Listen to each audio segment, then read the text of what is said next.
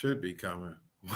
Welcome to Coach's Corner, everybody. A little bit of technical delay there. I'm your host, Coach Tripp, along with my buddy, Coach Mark Hobley here. All right. Spent 20-some years at PHS teaching and coaching.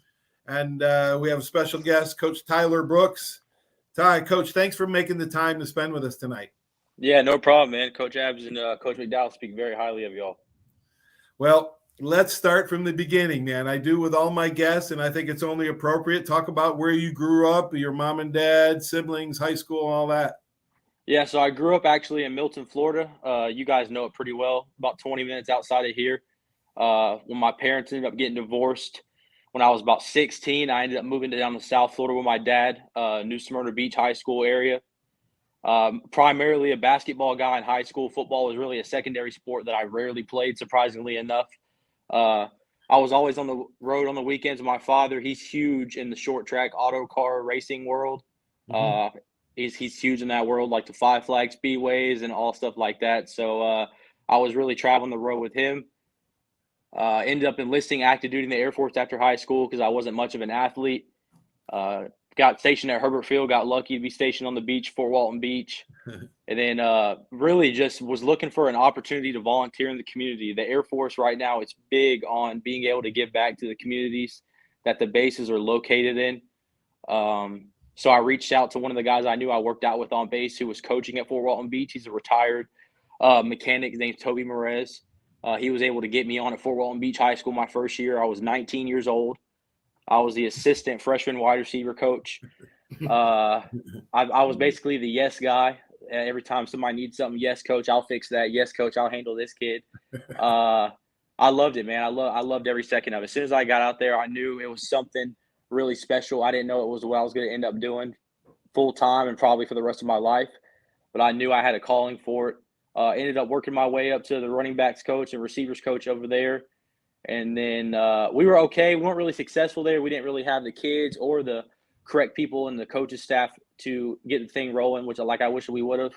But through a mutual friend, I actually got in contact with Coach Adams last year before the season.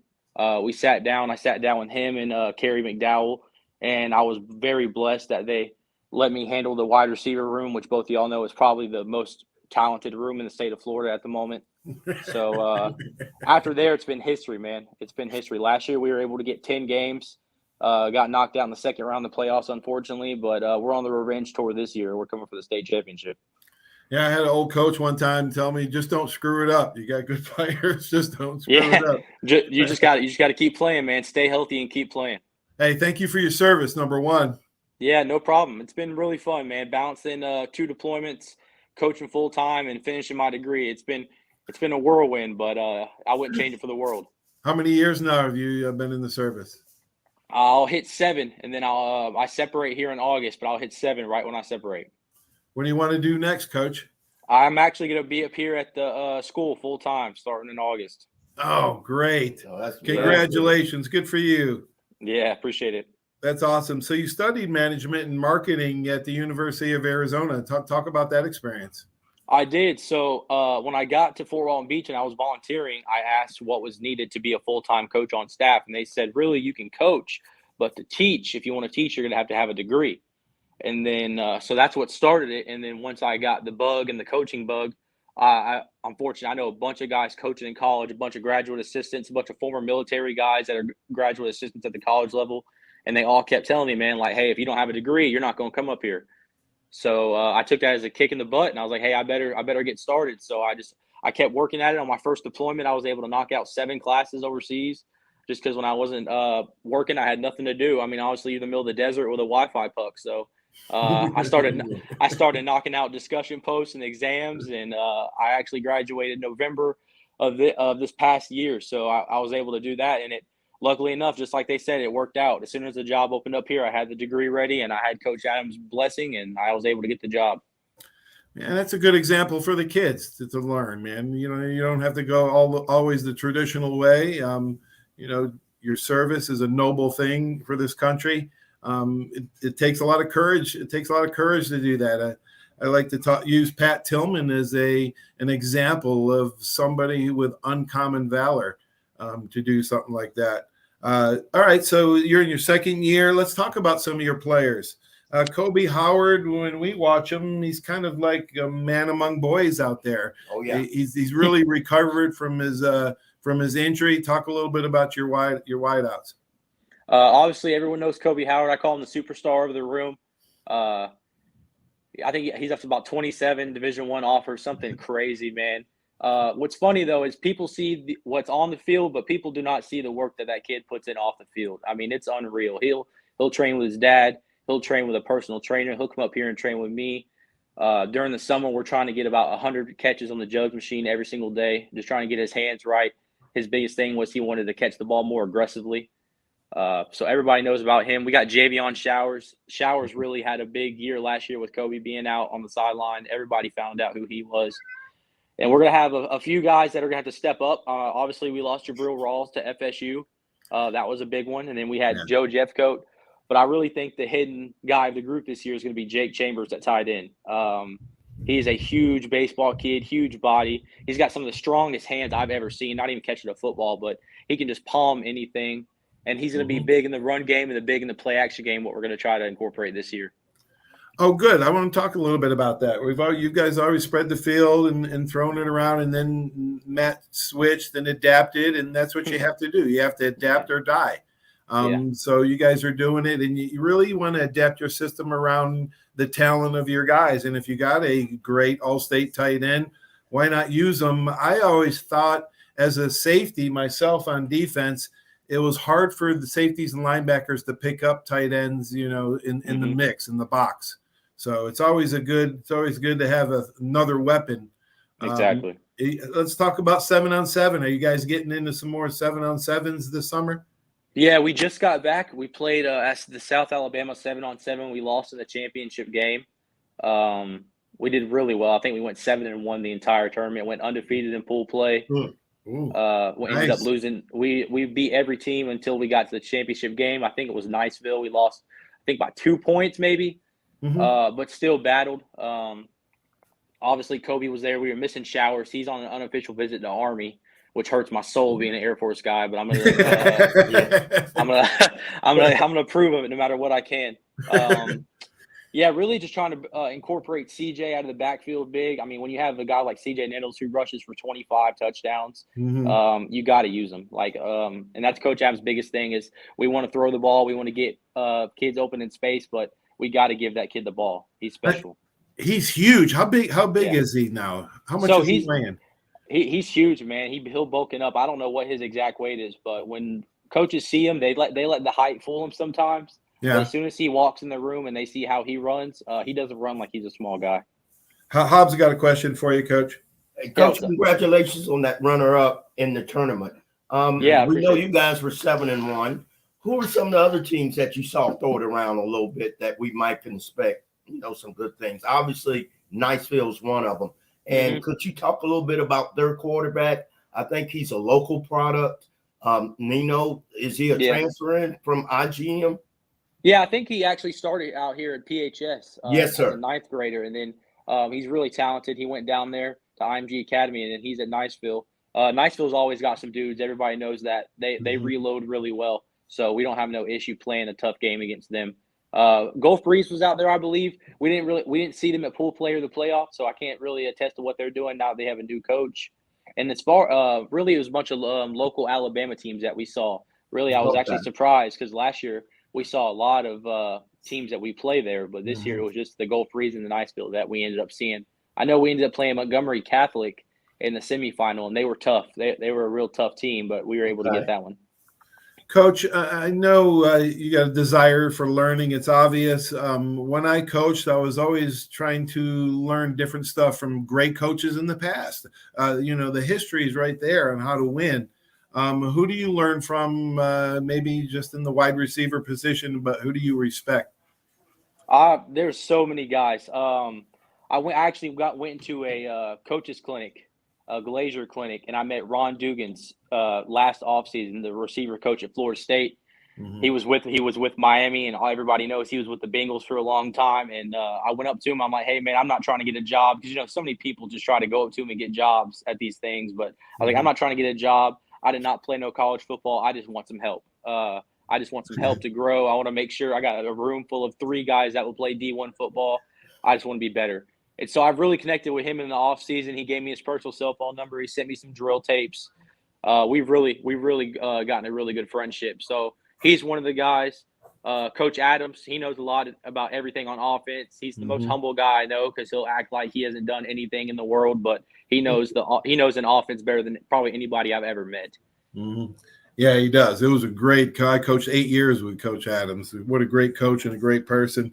What when you're studying film with your wideouts, do you look at the opposing defensive backs? Obviously, the coverage, you're looking for what kind of coverage they're in, but do you go into little things like how they turn their hips, how they backpedal, how their alignment is inside and outside, or maybe vertically? Do you look at all those things when you're watching film with the wideouts? Yeah, for sure. So I'll actually make them go watch film on the opposing team that we're about to play and look for tendencies, and then come back to me and see if we have the same measurables. That's what's huge about Kobe Howard is I can find 3 things on a kid, and he'll come back and he'll find 4 things, and I'll end up missing something. And people wonder how he creates so much separation and how he's always wide open. And yes, he's fast, but I honestly believe it's because he studies the DB as much as he studies the playbook. He's going to know what that guy's going to do on this play, on this coverage. Like you just said, he'll know how his hips are turned if he's in cover 1. If he's in man, he'll know how he's going to get lined up. And he truly sometimes knows what they're going to do before the ball's even snapped. Coach, you're doing the right things, man. I never even thought of that one, but that's a great idea, man. That's a brilliant idea to do that. That way, 2 eyes are better than 1, and then you watch it together, and exactly. You pick out even more things. Do you have blocking? What kind of drills do you have? One-on-one drills where you keep score? When I was at Catholic, we used to a catch was 1 point for the offense, a touchdown was 2 points. DB incompletion was 1 point, and a pick was 2 points. Mm-hmm. And it got pretty heated. What do you guys do to compete in practice? Oh, me and Coach Tariq Miller go after each other in practice when this past off season, because he was a stud Pensacola football player, and he's an even better DB coach, and especially Coach McDowell also. And so when we get after it at practice, it was always funny because I would get on Jabril's butt about getting a pancake block on offense, and then he'd have to go right over to defense and try not to get pancaked.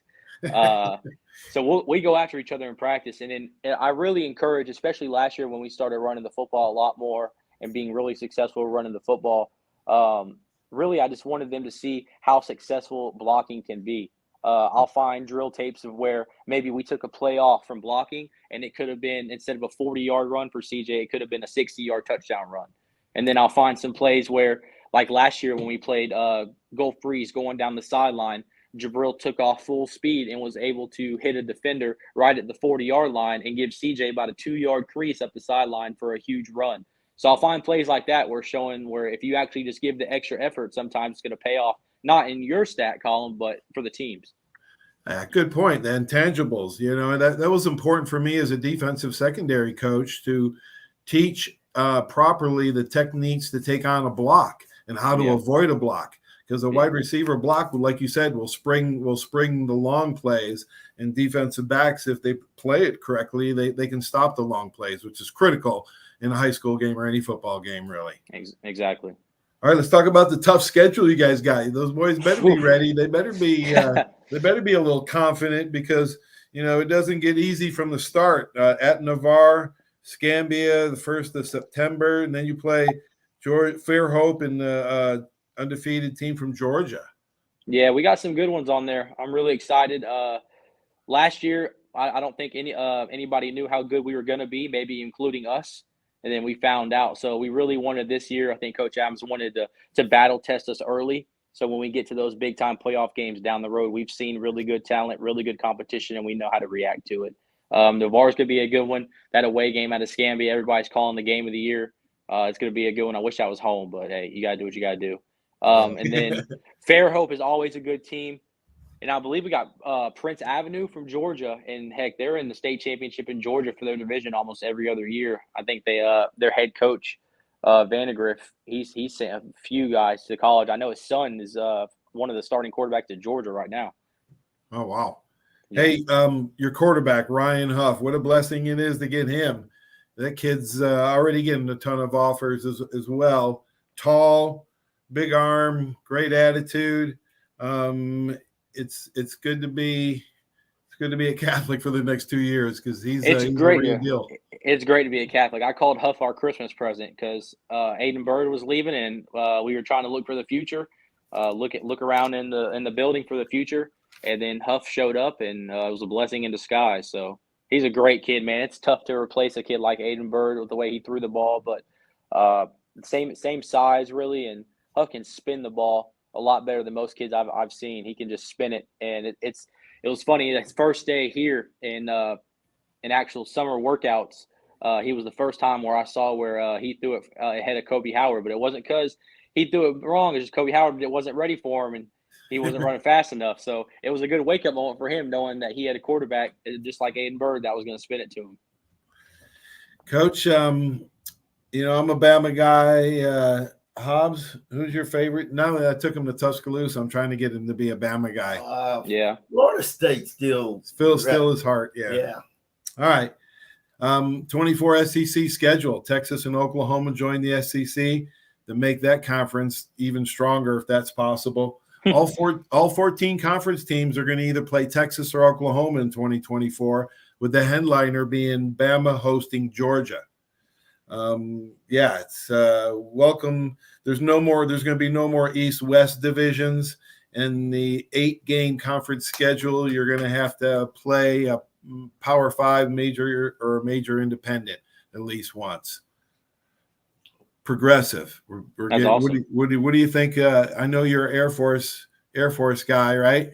Yeah, I'm an Auburn guy though too. Don't get me mixed up. I'm an Auburn guy. Yeah. Oh, I'm sorry. I'm so sorry. Yeah. Sorry about that, Coach. I'm not gonna lie. I wanted Deion. I know everybody wasn't ready for the Deion experience in Auburn, but I was ready, man. I was ready. I'm good with Hugh Freeze too, though. I'm good with Hugh Freeze. Me and Coach McDowell both wanted the Deion experience. I don't think the SEC was ready for it though. Hey man, Catholics got to get a lot of tradition now. You got big shoes to fill over there, Catholic. Yeah. One of those guys is the left fielder Brandon Lockridge, was promoted to by the Yankees to the AAA club, Scranton Wilkes. He's also played at Troy. He's batting .313, 3 triples, 7 doubles, 16 RBI, 17 stolen bases for the Yankees AA club. He's congratulations to Brandon. Texted him the other day, and he leaves Somerset with like some franchise leader in games played, 184 hits, 183 hits in 184 games. So he's pushing the play for the Yankees. Congratulations to him. And are you a baseball fan? Yeah, I'm a big basketball, baseball fan. Especially all our guys sports, here. right? Yes, sir. Yeah, we are too. We're nuts. I don't know. I saw the ESPN 30 for 30 on Bill Walton. Mm-hmm. Holy cow. They hit another home run, the ESPN did, with that 30 for 30. I hope they have an ESPN 30 for 30 on Jeremy Reeves here in a few years after what he's doing. I'm glad you mentioned one of my favorite players of all time, Jeremy Reeves. Yeah. I was just talking to Tommy Wilcox earlier about Jeremy. It's nice to have a player in the NFL that you can root for. We might even try to go see him this year. We need to go see him play. All right. Well, thanks so much for joining the show, Coach. Really appreciate it. We'll be seeing you real soon. Summer goes by quick, so we'll see you for football season. Yeah, you should, guys. You got to come up for a game. We will. Oh, yeah. We'll be there. Awesome. Go get him, Coach. Go get him, Coach. Go Satyrs. Appreciate it. All right. It was good to have Coach, but I don't know. You saw the NBA Finals? Of course. Nikola Jokic broke a 63-year-old record 5 years ago in 2018 when he got a triple-double in less than 15 minutes. Right. That was probably a pretty good indicator that he's a triple-double machine right now because, they call him the Joker, but he should be called the Riddler because nobody's got an answer for his game. Right. He was just amazing. He was actually on that sports documentary. Let him know you were there about Jim Tucker breaking the triple-double, the fastest triple-double. Actually, I say that because it's a great sports documentary if you want to see it. Giving a little shout out because my brother was a Emmy Award-winning co-producer on it. Let him know you were there. It's called Big Tucker Triple-Double Story. Jokic is actually in that documentary. So that wraps up Local Sports Report for tonight. Thanks for joining me. Thanks, Hobbs, for coming by. And you want to stay tuned Saturday. One of my favorite teammates of all time, Tommy Wilcox, a two-time All-American at Alabama strong safety. You don't want to miss his amazing story. You will not regret it. So tell all your friends Saturday, 10 o'clock. Thanks for joining us. Have a great sports night, everybody. Talk to you soon.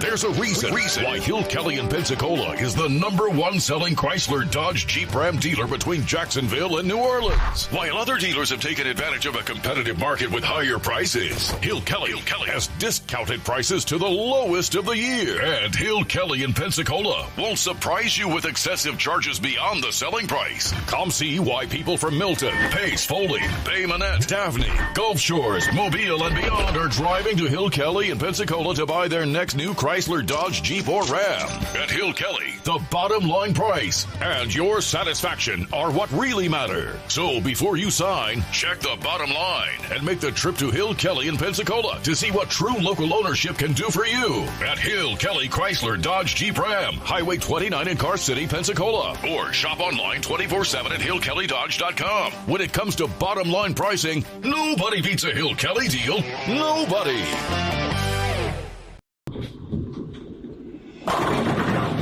My name is Steve Reynolds. I'm the manager and owner of Cordova Lanes, and we help keep your mind out of the gutter. Cordova Lanes is part of the community of Pensacola. Being here for 43 years, we've entertained more people than any other bowling center in the city. We sell fun for a living.